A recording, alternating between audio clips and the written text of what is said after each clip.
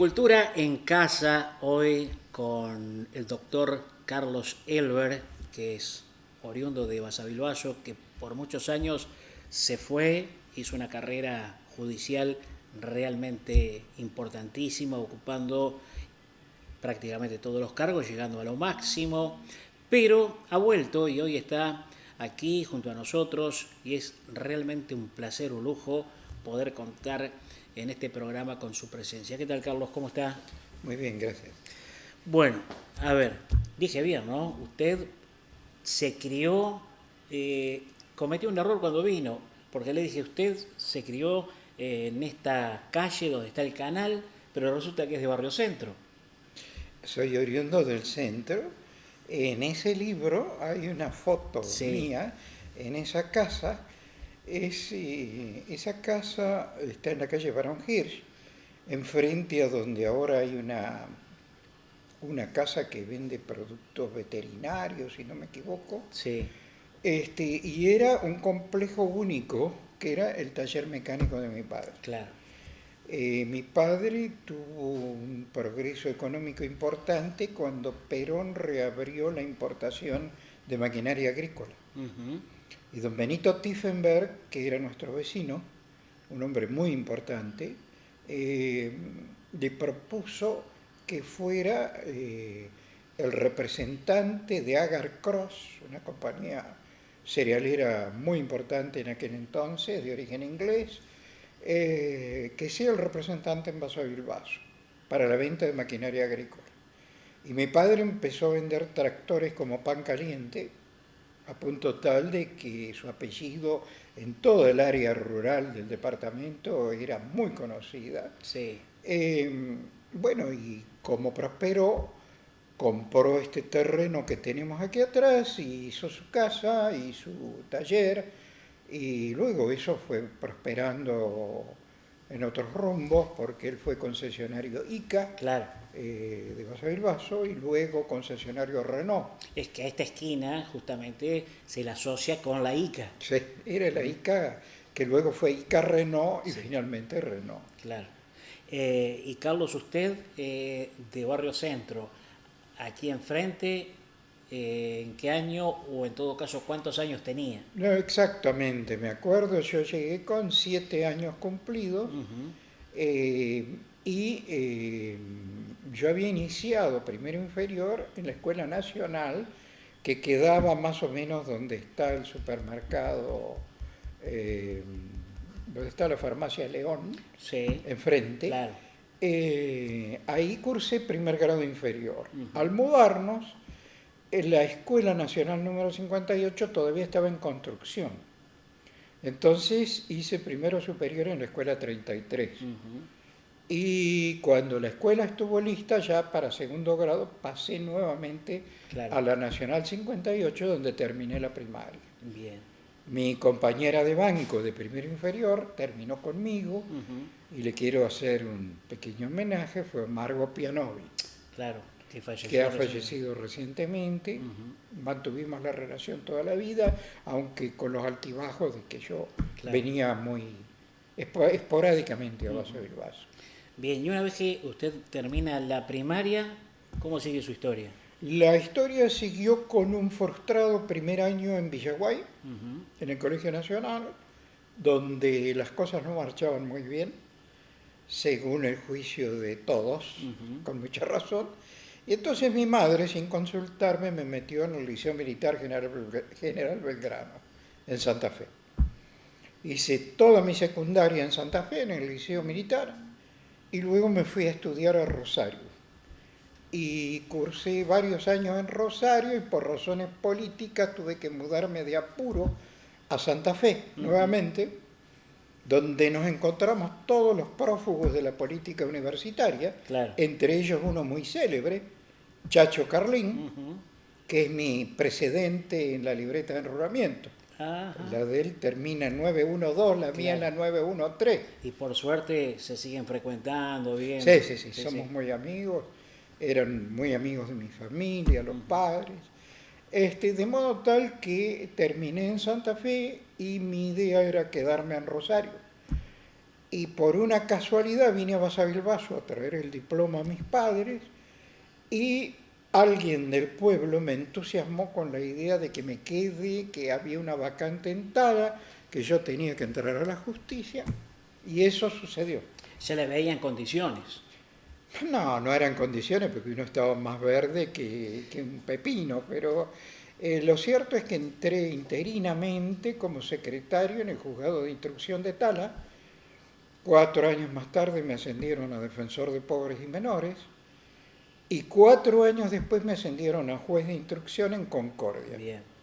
Yo llegué a pasar 2 años como juez en Concordia y gané la beca Humboldt y me fui a Alemania. Claro. Cuando se va a Alemania estamos hablando en el año... 77, Perfecto. un año después del golpe de Estado. Y en Alemania me quedé 7 años, Claro. porque vencida la beca me contrataron y me quedé trabajando en el instituto donde yo había sido becario. Hasta ahí una parte realmente, bueno, muy importante de crecimiento intelectual, si se quiere. Fantástico. Y en Alemania usted lo afianza eso. Muchísimo, muchísimo. Yo viví una Alemania que ya no existe, que fue la Alemania de la sociedad de bienestar. Esta es la sociedad de las administraciones socialdemócratas, con Willy Brandt a la cabeza, y era el rol del Estado, era muy fuerte en esa Alemania. Sí. Por ejemplo, el correo era estatal, el ferrocarril era estatal, las universidades todas estatales, no había universidades privadas. Además una Alemania que por supuesto venía de lo que había significado el nazismo y que incluso luchaba por esa apertura en su amplio sentido de la palabra. Sí, sí, podía decirse que cualquier persona de más de 60 años que uno cruzara por la calle, algo había tenido que ver con el pasado. Claro. Pasó mucho tiempo hasta que hubo un primer ministro alemán, que fue Helmut Kohl, Claro. que es el único que no tenía antecedentes ni vínculo ninguno con el nacionalsocialismo. Ya era la nueva generación. A partir de ahí Alemania empieza una nueva etapa, Claro. y esa etapa desembocó en los gobiernos demócratas cristianos que conducen el país todavía y que impulsaron procesos de fuerte privatización. Hoy en día ya el correo es privado, Claro. el ferrocarril es privado, hay universidades privadas y funciona todo de una manera muy distinta a la época que yo viví. Y en Alemania usted fundamentalmente estuvo en Colonia. Yo viví en Colonia, pero tenía mis parientes en Baviera.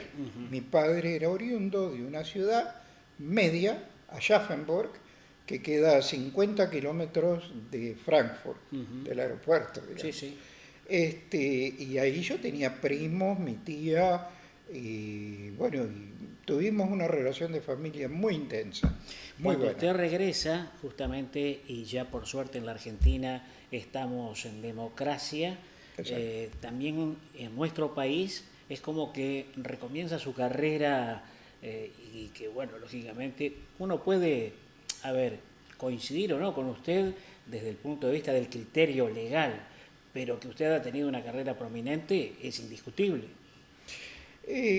Fue una cuestión que empezó siendo muy traumática. Yo quería volver a Entre Ríos. Dio la coincidencia que gente muy importante durante el gobierno de Alfonsín, que yo había conocido en Europa, me insistían de que tenía que regresar. Claro. Este es el momento del regreso. Por otra parte, mi contrato en Alemania era a término. Y cuando terminara el contrato, yo no podía ejercer como abogado, ni podía entrar a la justicia.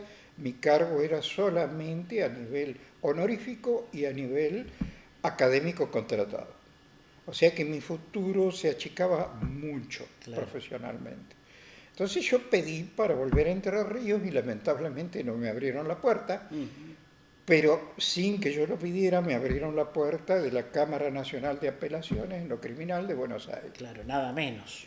Nada menos, y junto a Zaffaroni y a Dona, Claro. que son dos teóricos del derecho muy importantes.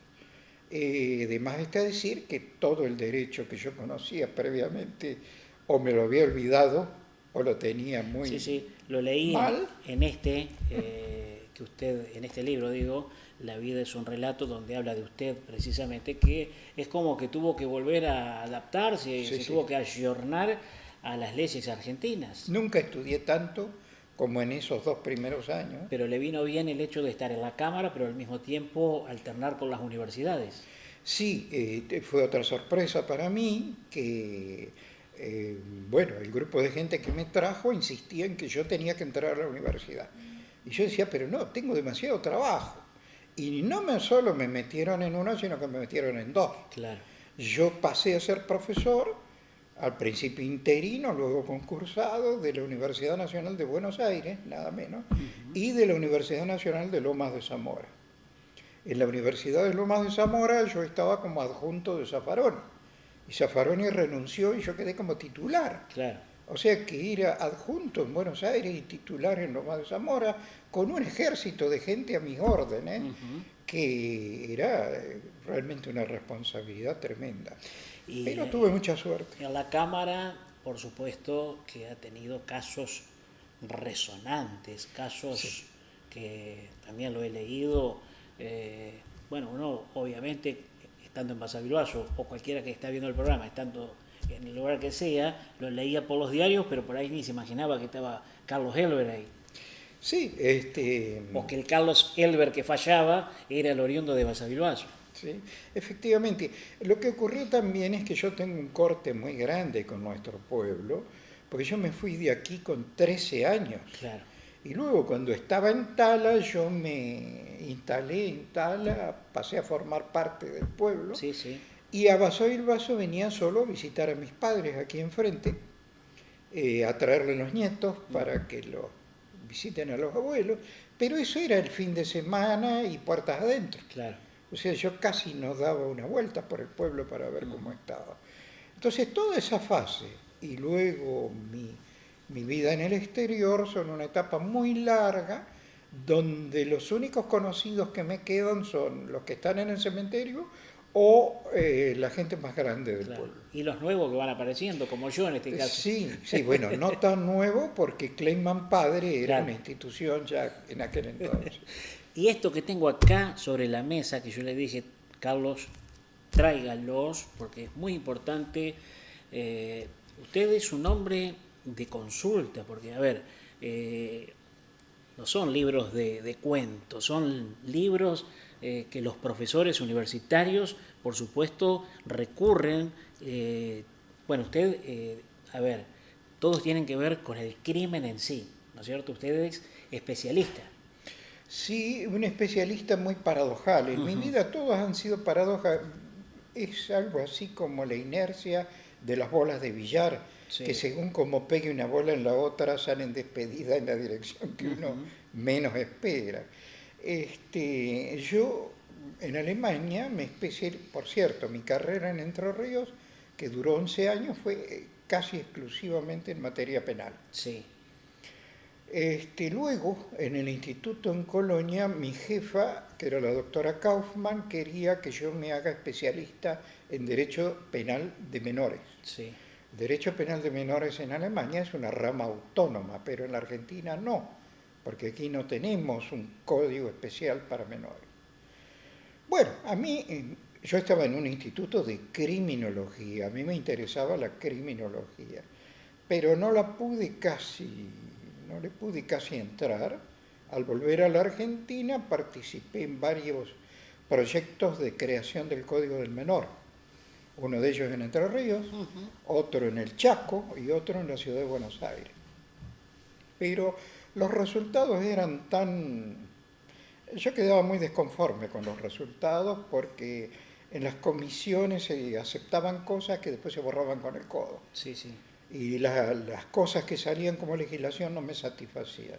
Entonces dije, bueno, ha llegado la hora de dedicarme a lo que me gusta, Claro. que es la criminología, y eso es lo que hice. Me Uh-huh. fui especializando y finalmente los últimos 10 años de cátedra los hice solamente dictando criminología.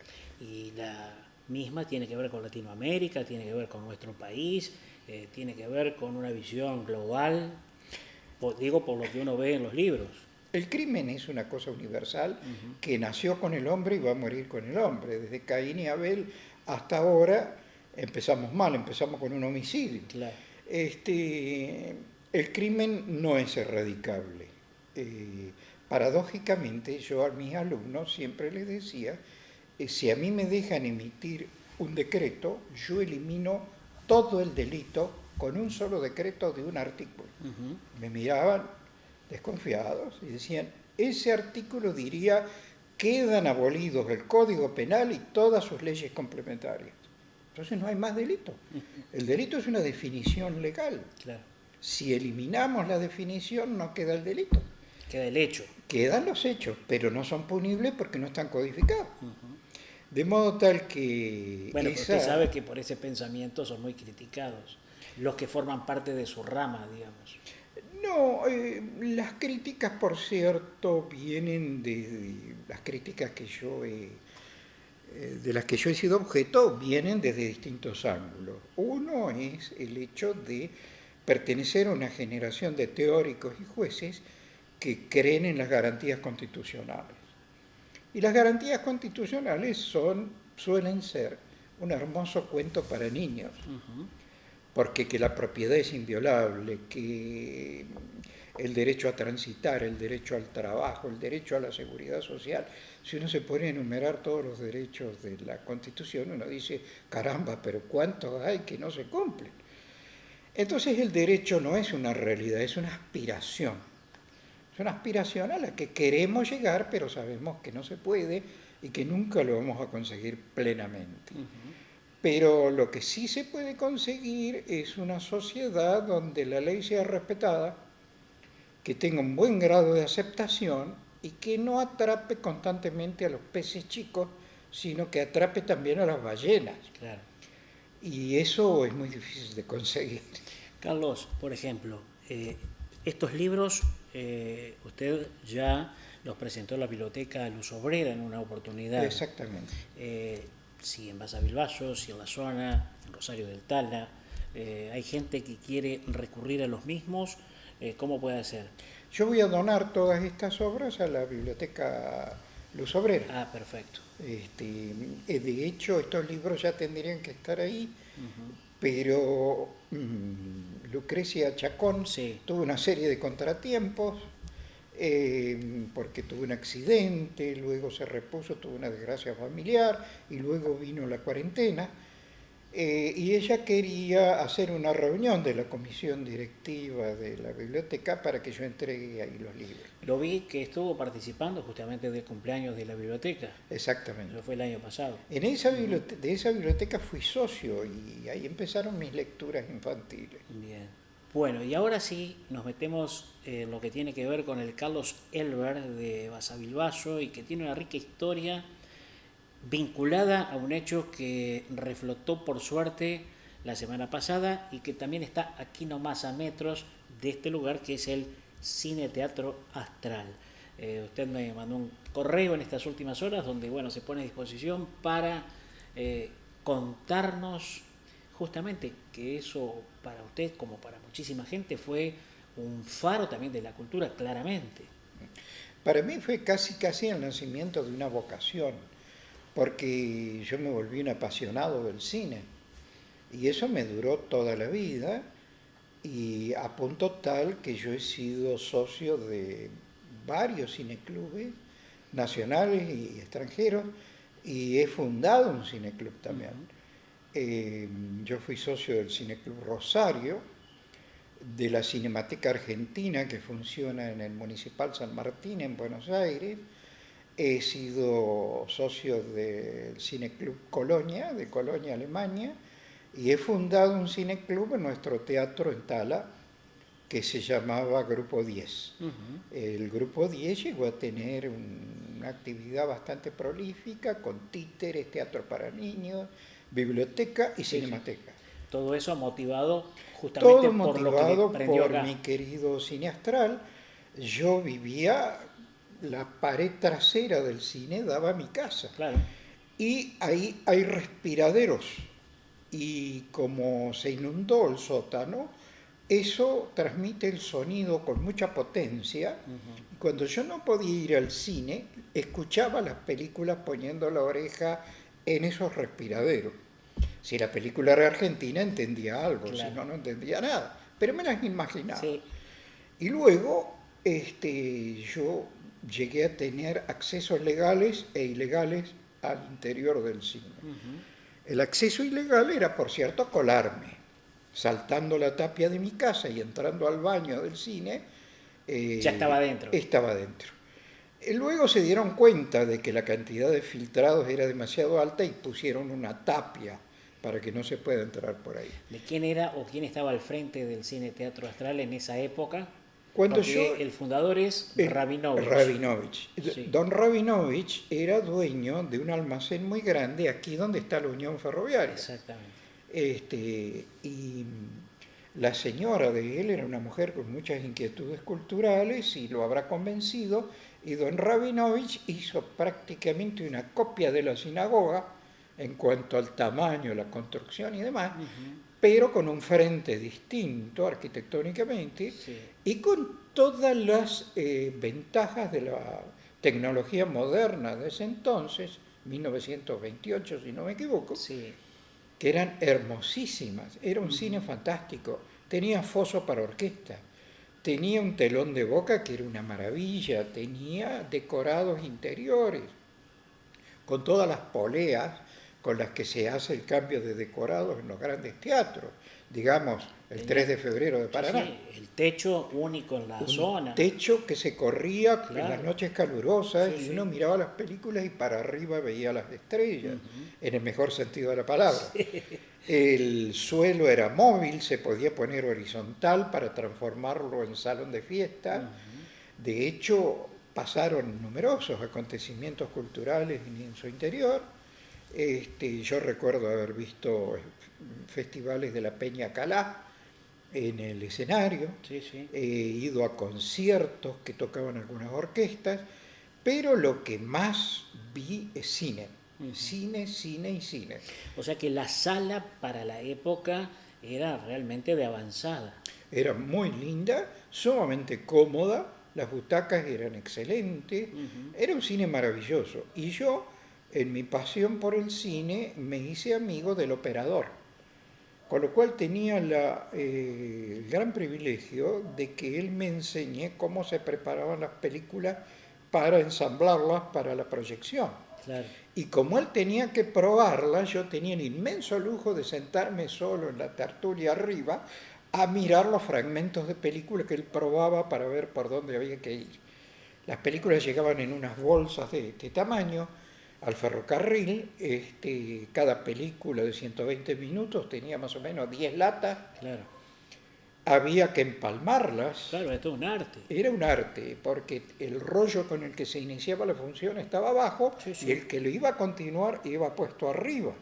Pero una vez que pasaban los dos primeros, tenía que estar todo muy bien calculado para que no haya espacios en blanco o corte en la película. Y como si todo esto fuera poco, me regalaba todos los cortes de película que tenía que hacer y yo me los traía a mi casa y me pasaba horas mirando los cuadritos de las películas. Era un coleccionista de celuloide. Qué bárbaro. Eso despertó en mí una pasión por el cine que ha sido inmensa. Tengo un bibliorato con todas las películas que he visto que estoy aprovechando a rever en vaso y vaso Claro. a través de YouTube. Ahora, volviendo a ese punto y a ese tema, ¿no? Cómo se apostaba y cómo se invertía en cultura y desde lo privado, porque Rabinovich, como usted dice, era un supermercadista de la época. Sí. No era el Estado que iba Sí, por sí. un cine o por un Sí, teatro. Lo que yo recuerdo como niño es que era un hombre muy amable, muy generoso, la señora también. Ellos tenían una hija minusválida y les gustaban mucho los chicos. Yo cada vez que iba me hacían algún regalo. Pero luego Rabinovich yo creo que se desligó de la administración de lo que fue el cine, incluso él vendió y se fue de Basavilbaso, Claro. si mal no recuerdo. Pero bueno, yo siempre me las ingeniaba para entrar por una forma u otra y Claro. el cine era mi pasión. Y en esa época, perdóneme Carlos, ya competía con el Esmeralda. Sí, tuvieron una época de competencia que la ganó el Esmeralda. Por la ubicación. La ubicación era más moderno, Ujú. una serie de factores, comenzó una decadencia de este cine, pero por cierto, además el cine de Esmeralda tenía un poder de fuego enorme, porque los fines de semana tenía 3 funciones. Claro, pero además el entorno, estaban las confiterías. Exacto, sí, este cine quedaba un poco... La historia de Basavilbaso es muy rara porque está dividida en 5 barrios Sí. por las vías Ujú. y pasar de un barrio a otro era como pasar a otro pueblo. Había otros clubes, otras Sí, sí. amistades, otros negocios. Eso está acá también. Está acá, sí, está contado el problema de identidad que teníamos los que éramos de Claro. Basavilbaso. Ujú. Era un pueblo raro, no había otro pueblo que estuviera tan dividido. Bueno, eso se fue por suerte superando Sí, yo a lo noto largo de eso. la historia. Sí, Es como dice la samba a Basavilbaso, ¿no? sí, Vías te separan más sin desunir. sí, Y un sí. poco es lo que se da. Sí, sí, pero es notable como en cualquier pueblo un río que pase por el medio o una vía que pase por el medio crea diferencias. Ujú. Yo recuerdo un pueblo de la provincia de Córdoba, Montebuey, donde tuve que ir porque mi cuñado estaba destinado por el Banco de la Nación ahí, y se odiaban. Había 2 clubes, uno de cada lado, Increíble. y se peleaban entre ellos porque reclamaban la denominación de monte. Decían, buey son los otros, monte somos nosotros. Y realmente había una tirria enorme. Los partidos de fútbol eran una cosa peligrosa. Claro, ¿y usted era simpatizante de qué club? Porque no estaba todavía Defensores del Oeste. No, Defensores del Oeste nace cuando yo tendría 17 años. Claro. Yo era de Ramsey. Ujú. Sí, sí. O sea, probablemente si me hubiera quedado en el centro hubiera sido de Atlético, Ujú. pero me vine acá y la gente del barrio este era normalmente de Ramsey. Claro, sí, sí. Hasta que este club creció y se Sí, desarrolló, ¿no? el barrio en general creció, hoy Sí, es uno de los barrios más lindos que tiene Basavilbaso, sí, todo sí. lo que es el oeste, ¿no? Sí, sí, es muy distinto. El pueblo terminaba donde está el primer paso a nivel, que ahora hay una rotonda, Ujú. eh, la vía que iba a Paraná. Ahí terminaba el pueblo. Claro. Ahora hay varias cuadras más hasta que el pueblo termina. Carlos, a ver, apelo a su capacidad de razonamiento a partir de su largo recorrido y de su capacidad intelectual. Después de tanto tiempo, el volver a Basavilbaso, eh, teniendo, a ver, como referencia el Basavilbaso que estamos hablando ahora, Exacto. de tantos años. ¿Cómo lo ve a este Basavilbaso, al más moderno, al de hoy? Más conflictivo, más diverso, con mayores problemas. A eso le apunto con la pregunta. La pregunta merece un análisis sociológico Bueno, que es complejo, pero digamos las cosas salientes que a mí me llamaron la atención. Primera, el pueblo está mucho más unificado materialmente. uh-huh, Las vías han desaparecido como obstáculo porque antes se bajaban las barreras y uno no podía pasar. El ferrocarril ha perdido casi todo su protagonismo, es un protagonismo histórico. Diría que hay una renovación étnica, porque bueno, el pueblo judío se fue, los ciudadanos judíos se fueron en sí, su sí. mayoría, a punto tal que la sinagoga prácticamente funciona como museo. Uh-huh. Los ferroviarios se fueron, y en este pueblo el que no era judío era ferroviario. Y noto con mucho asombro, porque yo lo detecto rápidamente por los apellidos, la gran cantidad de descendientes de ruso-alemanes que se han radicado en el pueblo. Uh-huh. Empezando por los 2 últimos intendentes, Claro. pero Sí. si uno va a cualquier lugar, ve que hay mucha gente rubia, de ojos azules, Uh-huh. y que tienen apellidos alemanes del Volga. Claro. Otra cosa que me asombra mucho y me gratifica son cuestiones como esta, que tengamos una televisión local, incluso con competencia, radios, que haya mucho interés por lo que ocurre en el pueblo. Uh-huh. Eh, hay un funcionamiento institucional muy interesante, porque veo que las reuniones del Consejo Deliberante se transmiten. Veo reportajes muy interesantes, reportajes que a mí me han emocionado, sobre todo los que son recopilación histórica de la historia de Basavilbaso. Por ejemplo, el Aeroclub, donde me encuentro con personas que yo conozco, como Curti, el Bebe, o este otro muchacho que yo lo conocí, el Bocha, que me gustaría saludarlo, no lo he visto todavía. No lo he visto todavía. No, pero transmito un saludo para él. Y hay un cuidado edilicio muy lindo. Basavilbaso está muy prolijo, muy bien pintado, las casas se las ve a todas confortables, con buen acceso, los comercios cubren un prisma mucho más amplio que el que había antes.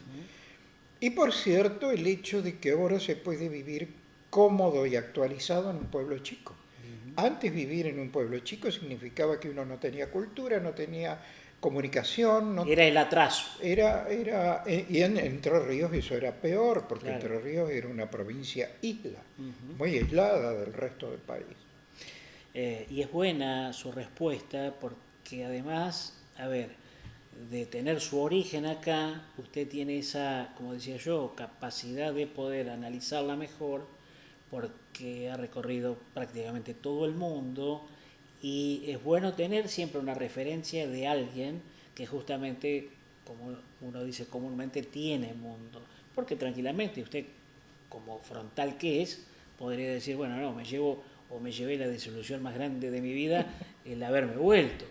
Habrá tenido algún que otro problemita, pero digo, en general se lo nota que está satisfecho con... No, muy contento. Y además es una casualidad, como yo le decía, lo de las bolas de billar que van para cualquier lado.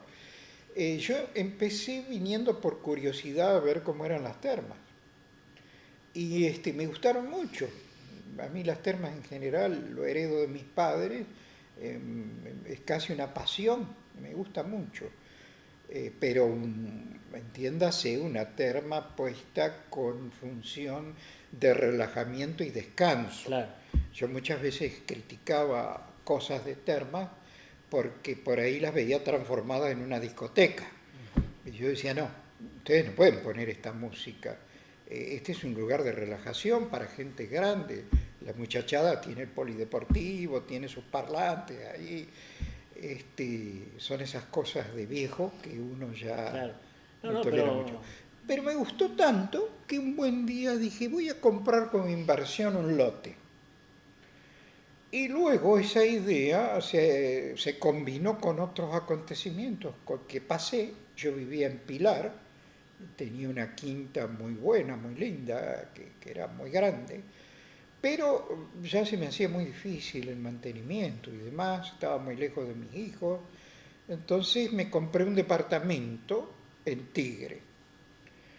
Y resultó que me salió mucho más barato de lo que yo pensaba. Y dije, con la plata que me sobra, ¿qué hago? Y si hago una casa en Basavilbaso. Y empecé hablando con Belinda y terminé construyendo. Y entonces cambió mi vida porque resolví pasar 15 días en Tigre y 15 días en Basavilbaso. Claro. A raíz de la cuarentena, llevo 5 meses ininterrumpidos. Y lo reclaman de allá, me imagino, ¿no? No, porque mis hijos comprendieron y estuvieron de acuerdo conmigo de que no me querían poner en peligro, ni a mí ni a su madre que vive en Rosario Tala. Claro. Y mantenemos esa distancia, nos comunicamos por los medios electrónicos. Sí. Y yo no me pienso ir de acá hasta que no esté vacunado. O sea que pensé que era un chiste que me decía días atrás, pero no, es así. No, es una decisión tomada, yo no me vuelvo. Además, Tigre es uno de los epicentros en este momento de contagio. Tal cual. Y los niños tienen un potencial de contagio 100% superior al de los adultos. Aparte, acá está en el paraíso. No, el descanso que tengo acá y... Aprovecha para escribir, para pensar. Sí. Estoy produciendo mucho intelectualmente, lo cual me trae consecuencias físicas porque estoy 8 horas sentado y... ¿Y qué está escribiendo hoy, por ejemplo? Además de esto que va a estar a disposición, como bien lo decía Carlos, en la Biblioteca Luz Obrera, pero bueno, seguramente se viene algo en breve. Ojalá. ¿Alguna novela? Ojalá, porque estoy concursando en varios frentes, con cuentos y con una novela. Veremos si tengo suerte o no, y si no tengo suerte editaré por mi cuenta, como hice este libro, Sí. y estos otros son de editoriales. Claro. Pero estoy escribiendo cuentos, en este momento cuentos, pero al mismo tiempo le estoy corrigiendo la novela a un amigo español y dirijo una colección de criminología en Colombia. Esa colección estaba en Argentina, en Eudeva, pero las dificultades de Eudeva para darle continuidad me llevaron a firmar un acuerdo con ellos para sacar la colección y llevarla a Colombia. Se está editando muy bien en Bogotá. Y usted, Yo soy el director y tengo un coordinador chileno y un coordinador colombiano. Y bueno, eso también requiere bastante trabajo. Claro. Aparte, tengo una correspondencia muy intensa con toda gente de todo el mundo, o buena parte de él. Sí, sí, o sea que el día transcurre como si estuviera trabajando en la cámara, No, salvando no. la distancia. No, Pero quiero no. decir, Eso siempre... era muy tenso, esto en cambio es muy relajado. No, pero bueno, la actividad para este tipo de cuestiones requiere de mucha concentración. Sí, sí, exacto. Mucho silencio sobre todo, adoro el silencio. O sea que escucho un parlante aunque esté a 1 kilómetro de distancia y me pongo nervioso. Claro, me imagino. Y lo motiva mucho tanto el amanecer como el atardecer ahí en la zona de Termas. Lo disfruto muchísimo, cada amanecer y cada atardecer. Sí. Que tiene dos facetas filosóficas, como diría Borges. Uno lo puede contar como un día más vivido o un día menos de vida. ¿Y usted cómo lo Yo cuenta? trato de situarme del lado optimista y Sí. digo, me gané el día. Ha sido un día hermoso. Y la novela, por último, le quiero preguntar, la que está escribiendo, No, ya está terminada. ¿esa tenía que ver un poco con Basavilbaso? No puedo dar información por razones de reserva hasta fin de año. Sí, pero olfateo algo ahí. Sí, olfatea bien. Es algo que está muy relacionado con la historia de Entre Ríos. Pero es una novela. Claro.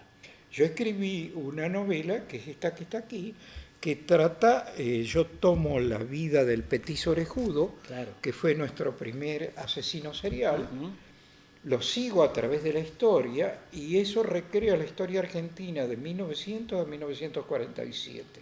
Que dicho sea de paso, si uno busca Canal Encuentro a través de YouTube, Sí. hay un programa especial del Petiso Orejudo donde usted tiene una participación importante. Sí, me contrató Canal Encuentro y me llevaron a Ushuaia y grabamos las películas en la cárcel, Claro. en la ex cárcel, Sí. hoy museo, en la panadería de la ex cárcel de Ushuaia, hoy es salón de actos. De esos temas vinculados a los grandes crímenes que tuvo la República Argentina, podríamos hacer varios programas, pero bueno, hoy queríamos un poco, para la gente que todavía no lo conoce, presentarlo aquí en Basavilbaso y desde Basavilbaso a través de los medios electrónicos a lugares No me van a conocer por donde el, uno por, ni sabe por el dónde uso del llega. barbijo. Claro, no, pero es importante que sepan que usted está, que además está predispuesto, que no es poca cosa y que está abierto a las inquietudes y que está abierto a cualquier ciudadano que le quiera consultar algo sobre estas cuestiones que Con son la muy aclaración específicas. de que yo no ejerzo la profesión y por lo tanto no doy consejos profesionales, Bueno. ni cobrados ni gratuitos. No da consejos, pero puede dar pautas. Sí, algunas veces puedo dar alguna idea, alguna vaga idea. O sea que como abogado particular prácticamente no ha No ejercido. ejercí nunca, ni un solo día, porque recién recibido ingresé al mes siguiente que me recibí en Tala como secretario de instrucción. Claro. Y nunca más dejé la función pública.